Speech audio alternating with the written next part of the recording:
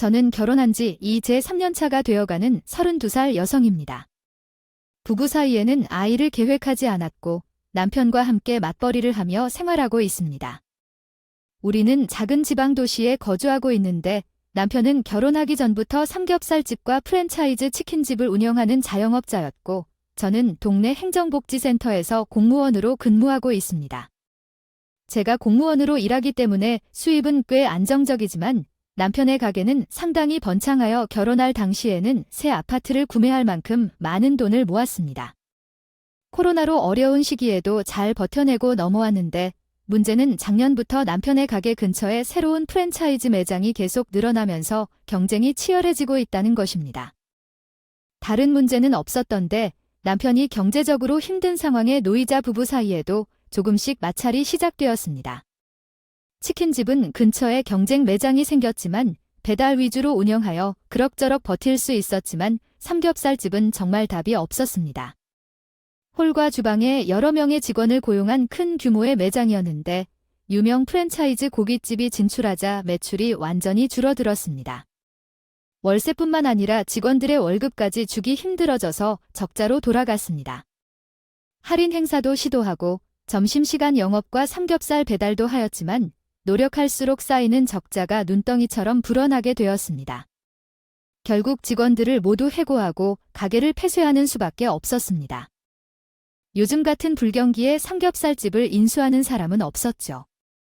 그렇다고 가게 문을 열 수도 없고 재투자해서 다른 업종으로 전환할 수도 없는 상황이라서 몇 달 동안 가게 문을 닫고 버티다가 작년 겨울에 폐업하게 되었습니다.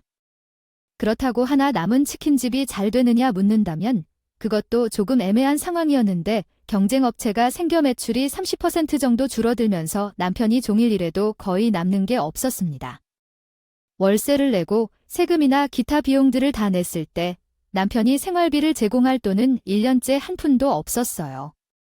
처음에는 남편의 상황이 매우 심각하다고 생각해서 모든 상황을 이해했습니다. 능력 있는 사람이니 위기를 잘 대처해서 넘어갈 수 있을 거라고 믿었지만요. 요즘 자영업자들이 힘들다는 말은 못해도 다들 힘든 상황이라는 것은 알 거예요.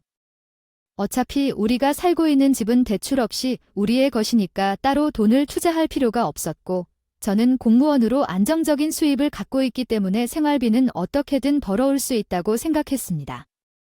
하지만 남편 입장에서는 자신의 머리카락이 줄어들면서 자존감도 함께 낮아지고 모든 일에 예민해지고 날카로워지더라고요. 그냥 아무 뜻 없이 퇴근한 남편에게 오늘은 어땠어? 라고 평범하게 물어보면 괜찮을 리가 있겠냐? 너는 생각 좀 하고 말해 하면서 날카로운 대답을 했습니다. 이렇게 되다 보니 점점 서로 대화하는 것도 줄고 집에 와서도 각자 자기 할 일에만 전념하게 되었습니다. 어렵게 버티고 있던 남편의 사업이 얼마 전에 정말 힘든 위기에 직면했어요. 작년에 삼겹살집을 정리하면서 남편이 모은 여유자금을 전부 써버렸습니다. 올해 들어 치킨집 매출도 점점 더 떨어지고 적자까지 나타났어요. 가게 운영자금으로 보유하고 있던 여유자금은 이미 다 소진되었고 저희 부부가 결혼 초기부터 현재까지 모아둔 적금까지도 매달 남편이 가져가서 다 써버렸어요. 남편은 너무 힘들었는지 오죽하면 저한테까지 도와달라는 말을 했어요. 이번 위기만 넘기면 다시 일어설 수 있을 거라는 말을 했죠. 예전부터 성실하고 장사 센스와 능력이 있는 남편이기 때문에 은행에서도 시터, cannot respond with an incomplete sentence. 한글 문법에 맞게 문장을 수정해 보겠습니다. 적금 하나를 깼더니 1,000만 원을 남편에게 밀어주었습니다. 예전부터 찾아오던 단골 손님들이 많았고 결국 시간이 흐르면 회복될 것 같았어요. 그 일은 올해 2월경이었고 사실 그 이후로도 지속적으로 힘들었어요. 남편이 운영 중인 치킨집은 작은 배달 전문이 아니라 40평 규모의 홀과 테이블이 있는 매장이라서 월세나 유지비가 만만치 않았어요. 제가 빌려준 돈으로도 오래 버틸 수 없어 금방 증발했기 때문에 다시 위기가 찾아왔어요. 현재 당장 해결책도 안 보이고 결국 남편에게 이번에는 장사를 완전히 포기하고 조금만 기다린 후 더 나은 아이템을 찾아서 그때 다시 식당을 오픈하자고 제의했지만 남편은 삼겹살 가게는 접을 수 있다고 하더라도 나의 20대 시절을 투자해온 치킨집은 결코 포기할 수 없다고 말할 수 없다면서요. 작년부터 저 몰래 시댁에서 빌린 돈도 적지 않고 집안의 모든 저축까지 다 끌어담았고 제가 저축해오던 대출까지 다 사용하고 있는데도 남편은 포기할 줄 모르고 있었습니다. 사실 우리 시댁은 그다지 여유 있는 집이 아니고 아버님과 어머님도 예전부터 시장에서 장사하시면서 사셨지만 큰 돈을 벌진 못했지만 다른 사람에게 무엇을 원하지 않는 정도는 되었습니다. 하지만 유일한 자식이 힘들어지니까 뿌리까지 뽑아서 지원해 주신다고 합니다. 작년에 삼겹살 가게가 힘들 때부터 시작해서 올해까지 3번에 걸쳐서 약간의 위기를 겪은 적이 있습니다. 5천만 원 정도를 빌려왔는데 그 정도의 현금이 없어서 시댁에 담보로 대출을 받아 남편에게 빌려준 사실이 있다고 합니다. 이런 상황에서는 더 이상 시댁에서 돈을 도와줄 수 없겠죠. 생각해보면 남편 입장에서도 이제까지 투자한 돈이 있어서 쉽게 손을 놓을 수 없다는 것을 잘 알고 계실 겁니다. 신혼 초에는 두 가게가 잘 운영되어 매달 1,500만 원에서 2천만 원 정도의 수익이 있었는데 그 돈으로 집 대출을 일찍 갚았고 억대의 외제차도 해마다 리스를 갱신해가며 타고 다닐 정도였습니다. 하지만 과거의 모든 것이 잘 되었다 하더라도 지금은 완전히 물에 빠진 상황이어서요. 리스로 운영했던 차를 엄청 손해를 보고 전부 반납한 후 넓은 매장에는 오랫동안 손님 한 사람이 없는 모습을 보면서 제 억장이 톡 무너지는 심정이었습니다. 매달 수백만 원씩의 적자가 계속해서 발생하는 상황에서 어떻게 좋은 날이 올 거라고 버틸 수 있을까 하는 생각이 들었습니다. 남편이 휘청거리는 사이에 우리 부부의 경제 상황도 거의 한계에 다다르고 살고 있는 아파트 한 채밖에 남지 않았기 때문에 그것마저 빼내어 전세로 옮겨가는 결정을 했습니다. 이렇게 되면 결혼 생활 자체가 흔들릴 것 같았습니다. 남편의 스트레스는 날이 갈수록 심해지고 어느새 그는 매일 술에 취해 살게 되었습니다. 사업을 열어도 적자고 닫아도 적자인 상황에서 우리는 어떻게 할 방법이 없다고 느껴졌습니다. TV를 켜서 뉴스를 보면 자영업자들이 같은 문제로 고통받고 있다는 것을 알게 되었습니다. 다들 힘들다고 하는데 이게 진짜 우리 가족의 이야기라서 미쳐버릴 것 같은 상황이었습니다. 하루하루가 지루하게 흘러가고 이번 달은 또 어떻게 버틸지 조마조마했습니다. 매달 내야 하는 4개월세, 직원들에게 줘야 하는 월급, 대출 상환금, 최근에 산 중고차 할부금, 공과금 등으로 밤마다 미래를 걱정하여 잠을 설치고 남편도 정신적으로 술과 도움이 없어 버티기 어려울 정도였어요. 제가 적금까지 해서 1,000만 원을 헌납한 관계로 그럴 수 없는 상황에 처한 것 같았고 시댁에서 돈을 빌릴 만큼 빌렸기 때문에 더 이상의 금사 빠는 돈을 벌어내기 어려운 상황에 처하게 되었습니다. 남편에게 이대로 더 이상 못 버티겠다 말씀드렸고 이만한 데서 그만두고 1에서 2년 정도 다른 곳에서 일을 하며 월급을 받아 빚을 갚기로 결심했습니다. 갚다 보면 언젠가 또 좋은 기회가 올 것이라고 생각했다. 그러던 중에 내가 놓친 돈과 시간 때문에 남편도 결정을 내리기 어려워했다. 일상적인 대화조차 거의 하지 않았는데 남편이 술에 취해 들어와 붙들고 여보, 잔뜩 한 번만 장인어른에게 도와달라고 하면 안 돼, 라며 이야기했다. 얼마만 있으면 매장을 리모델링하고 다시 시작할 수 있다 라고 계획을 했다. 그 말을 듣자마자 내게는 그런 생각이 들었다. 그 사람이 아직 포기하지 않았고 결국 처가 부모님에게 손을 내밀 것이라고 생각했다. 실제로 그랬던 것이다. 시댁보다 우리 친정부모님 형편이 더 좋습니다. 아빠는 직원 10명 남짓의 작은 공장을 예전부터 운영하셨고 지금은 은퇴하고 친오빠가 이어서 하고 있어요. 올해로 아빠 나이가 70이 넘어서 더 이상 일은 안 하시고 엄마랑 시골에 전원주택을 짓고 여유롭게 사시는 거죠.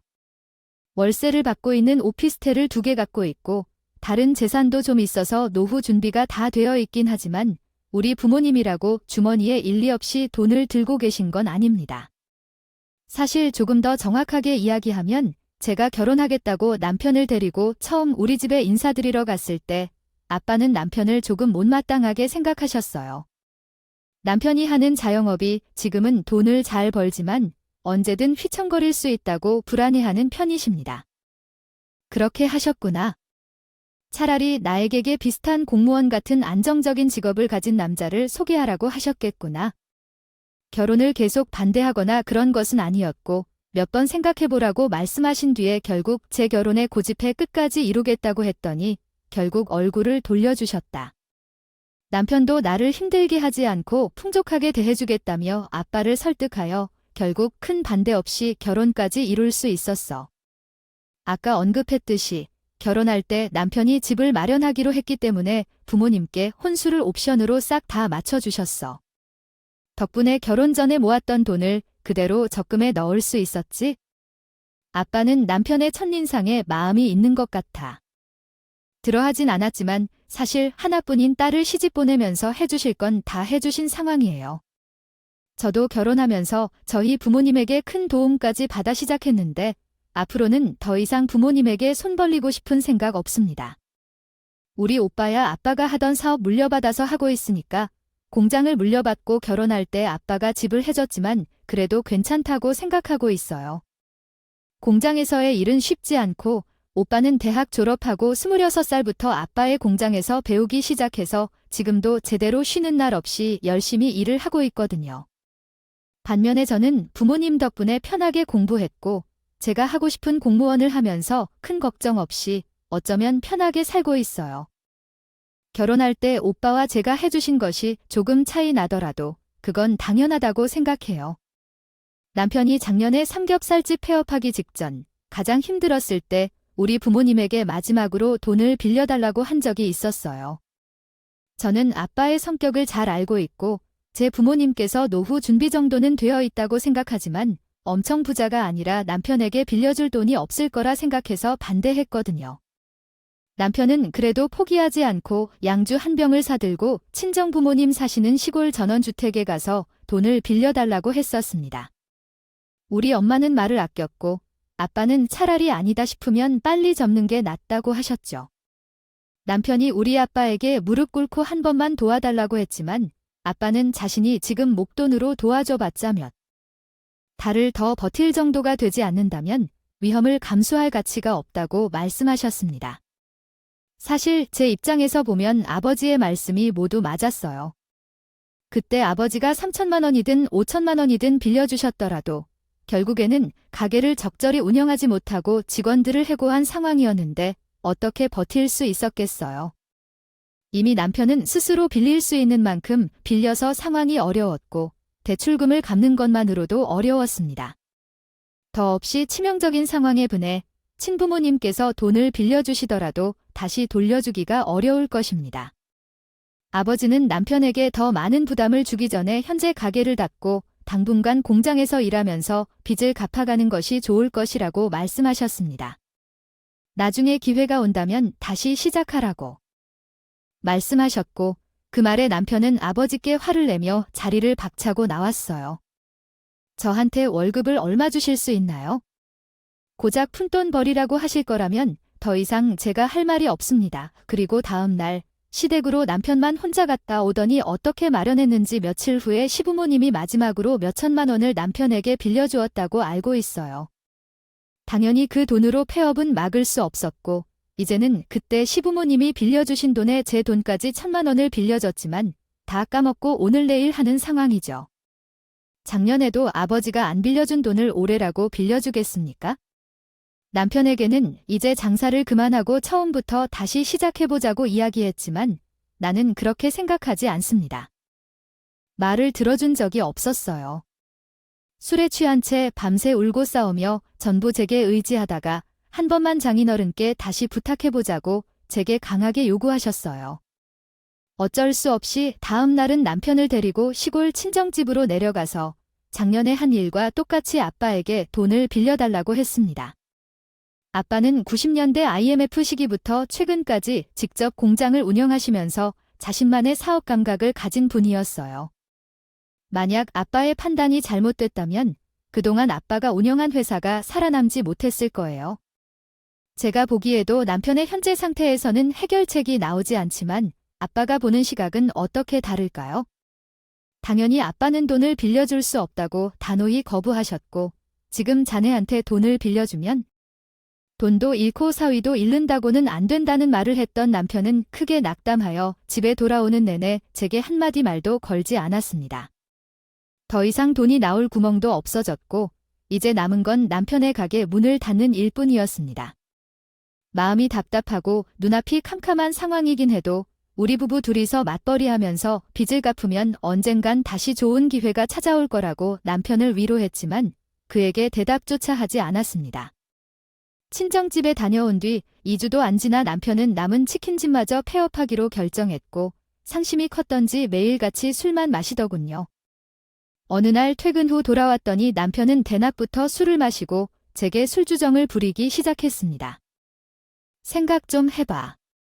너도 장인어른의 자식인데 왜 너네 오빠한테만 다 해주고 너에게는 아무것도 안 해주시냐? 회사도 형님 것, 집도 형님 것, 전부 다 형님한테만 주시고 장인어른도 진짜 너무 차별하시는 거 아니냐? 저는 남편에게 그게 무슨 소리냐고. 오빠는 예전부터 하고 싶은 걸 못하고 본인이 놀고 싶은 것도 못 놀고 20대 때부터 아빠가 하는 일을 물려받으려고 고생했는데 그건 당연히 오빠가 받는 게 맞다고 이야기했지만 남편에게는 제 말이 들리지 않더라고요. 사실 공장에서 매출이 어떻고 순이익이 어떻다를 떠나서 재산으로만 보면 분명히 엄청 큰 재산이 맞죠. 30년 전 아빠가 처음 공장을 차렸을 때는 시외에 있는 허벌판에 아무것도 없었던 곳에 공장을 세웠는데 현재는 다른 공장들이 많이 들어와서 주변이 개발되어 땅값이 상승했습니다. 다른 것은 제쳐두고 땅값만으로 봐도 상당한 금액이고 결혼할 때 오빠에게 집을 사준 것도 어떻게 보면 큰 혜택입니다. 그런데 재산 이야기를 떠나서 우리 오빠는 좋은 대학을 졸업한 사람인데도 불구하고 공장을 계승하기로 결정했습니다.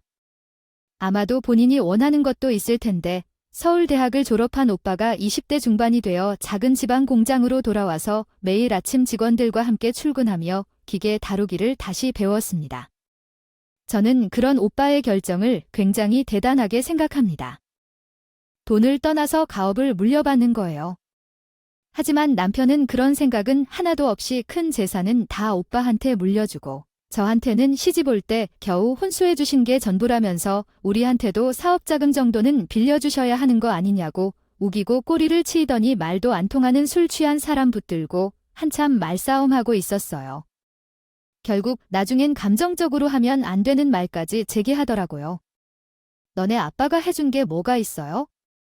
집에 돈이 없는 것도 아니고 왜 안 빌려주시는 건데 다른 자식 아니에요? 우리 엄마는 집담보로 대출까지 받아서 돈을 빌려줬는데 앞으로 나는 장인어른 얼굴도 안 볼 거예요.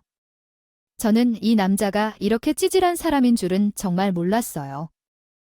우리 친정에는 애초부터 조금은 돈이 있는 것 같아서 나랑 결혼한 건가 하는 생각까지 생겼어요. 친정 부모님이 먹고 사는데 큰 문제는 없다고 하지만 현금으로 수억 원이나 수천만 원을 쌓아놓고 사는 집이 어디 있습니까? 진짜 잘 사는 부자들은 집안 비밀 금고에 수억 원씩 쌓아두고 산다고 하지만 우리 친정집은 그 정도로 부자도 아니에요. 아빠가 갑자기 남편에게 돈을 빌려주려면 당장 현금은 없을 텐데 뭔가 담보를 잡고 대출을 받아서 도와줘야 할 것 같아요. 요즘 상황을 보면 우리에게 빌려준 돈을 받기도 힘들어 보이는 거죠. 애초에 돈을 안 빌려주면 망할 가게라면 진작에 망했어야 하는 것이 맞기도 하고요. 남편이랑 밤늦게까지 싸워봐야 아무런 결론도 없이 끝나게 될 것 같아요. 서로 마음만 상하고 말았다. 그 뒤로도 마음이 단단히 상한지 나를 보아도 무시하고 말도 걸지 않았다. 어떤 남자가 저런가 싶어서 저도 먼저 다가가지 않았고 결국 지난달 남편의 치킨집마저 문을 닫고 폐업하게 되었다. 권리금도 못 받고 빚이 꽤 많이 남았지만 제 돈은 나중에 받는다 치고 시댁의 진빚은 천천히 갚아도 된다고 생각하면 남편 명의로 받은 대출만 일당으로 갚다 보면 어떻게든 해결해 나갈 수 있을 것 같다. 남편이 다시 직장에서 일을 하면 못할 것도 없는데 일자리를 찾을 생각은 안 하고 혼자 집에서 술만 마시며 시간을 낭비했어요. 돈을 벌고 싶다면 우리 오빠가 일하는 공장에서 일할 수도 있고 자기의 전문 분야인 주방 일을 시작해서 당분간 수입을 많이 올릴 수도 있을 텐데 세상이 다 끝난 듯이 그렇게 하고 있는 게 걱정되고 심지어는 너무 한심하게 느껴져서 답답하네요. 술 마시는 모습을 보기도 싫어 죽겠는데 취하면 사업 실패를 장인어른 탓으로 자꾸 돌리는 게 어려워요. 장인어른이 돈만 빌려줬다 해도 자기가 이렇게 망치지 않았을 거라며 비난하는 사람들 때문에 너무 화가 나서 진짜 듣기 싫고 짜증나 죽겠어요. 어쩌다 이런 남자를 만나 결혼했는지 자책이 되고 사업이 실패하고 빚이 쌓였다 하더라도 나는 정말 괜찮다고 할 수 있습니다. 생각해보세요. 당장은 제가 버는 돈으로 생활하고 남편이 돈을 벌어서 빚을 갚은 다음에 우리는 아직 둘 다 젊은데 다시 도전해 볼 수 있는 시간이 있잖아요. 그런데도 맨날 술이나 먹거나 우리 아빠를 탓하는 남자를 어떻게 믿고 결혼 생활을 계속할 수 있을까요? 싸우기에 지쳐서 남편에게 당신 알아서 마음 정리하고 열심히 살아보자 하고 그때 다시 이야기하자 해놓고 제가 친정으로 들어왔어요. 아빠는 처음부터 자기 자식이 그럴 줄 알았다고 하며 자기가 돈을 빌려줘봐야 어차피 망하는 건 시간 문제라고 돈을 빌려준 것을 다 까먹고 또 다시 빌려오고 찾아올 것이라고 말합니다. 그 말을 듣고 난이 반박할 수 없었습니다. 그렇게 남편과 별거 아닌 별거를 하고 있는데요. 친정집에 살고 있었는데 지난주에 장모님으로부터 전화가 왔어요. 남편에게 무슨 일이 있는지 궁금해서 전화를 받아봤는데 화가 난 장모님이 소리를 질렀습니다. 너는 서방을 내버려 두고 어디를 가서 뭘 하고 있는 거야? 요즘도 일을 안 하고 맨날 술만 마시는 자기 아들을 보고 답답한 마음에 나한테 전화해서 잔소리를 하신 거예요. 그 사람이 술을 마시는 건 본인 선택이고 저는 분명 일자리를 구해서 다시 시작하자고 이야기했는데 제가 뭘 잘못했다고 욕을 먹어야 하는 건지 모르겠습니다. 너는 한 번 장사가 망했다고 이제 남편도 버리는 거냐? 너나 너희 남편들이 진짜 독한 사람들이다. 내가 보기에 너희들 부모님들도 아들만 좋은 대우를 받을 줄 알겠지만 딸은 냉담히 대하는 집안에 있는 것 같아요. 그 집에서 그냥 빈말 안 하고 남편이나 챙기는 게 좋겠어요. 매일 술만 먹는 남편 때문에 힘든 마음을 견디며 집을 떠나고 있는데 왜 저런 말을 하시는 건가요? 부모님께서 돈을 빌려주지 않으면 부모 자녀 관계마저 끊어야 하는 건가요? 어머니 전화를 끊고 일을 하면서 너무 화가 나요. 밖으로 나가서 소리를 지르고 싶은 마음을 참고 퇴근 시간까지 열심히 일을 다 끝냈어요. 집에 돌아가서 너무 화가 나서 남편이랑 마지막 해결책을 찾기 위해 집으로 향했는데 시아버지까지도 우리 집에 오셨더라고요. 여보, 다시 도전해보려고 하는데 이 집을 팔아서 가게를 다시 열 계획이야. 애 남편은. 제가 끝까지 건드리지 않기로 했던 집마까지 팔아버리고 그 돈으로 다시 장사를 해보겠다고 하더군요. 옆에 있던 시어머니도 나중에 후회하지 말라며 말씀하셨는데 잘됐다 생각해서 어머님, 아까 말씀하신 내용을 다시 한번 해보세요 하며 말다툼을 시작했습니다. 지금까지 참아온 것 같았지만 이젠 도저히 이 집안의 며느리로서 못 살겠다고 했고 어머님과 소리를 지르며 싸우자 남편은 자신의 엄마 편을 들며 너가 뭐가 잘했다고 우리 엄마에게 큰 소리야. 남편이 힘들 때 도와준 것이 뭐가 있느냐라고 했습니다. 그 말에 어이가 없어서 그러면 내가 빌려준 1,000만 원을 돌려준다며 이혼을 제안했습니다. 시어머니는 이 말을 듣고 악을 쓰더군요. 더는 상종하기 싫어서 집을 나와 도망쳤습니다.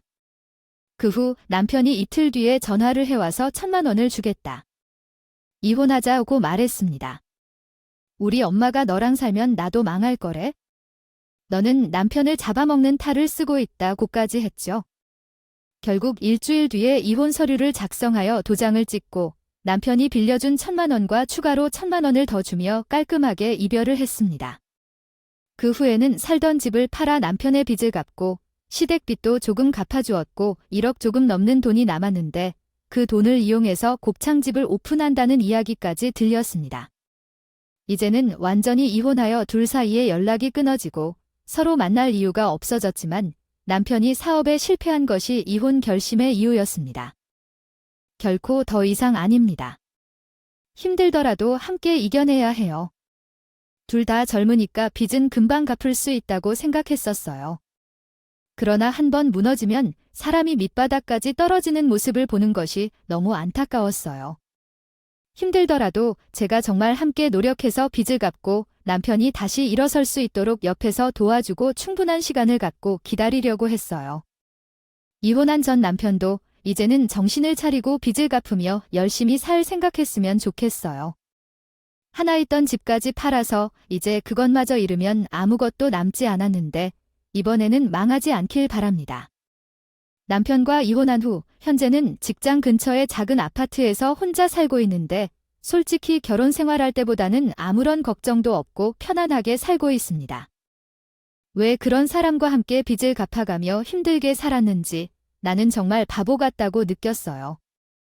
그 덕분에 정신 차리고 이혼 결심을 내리게 된 시모에게 감사하다고 생각하고 있습니다. 이야기는 여기까지입니다. 구독과 좋아요, 알람 설정을 부탁드리겠습니다. 모두 행복하시고 좋은 하루 보내세요.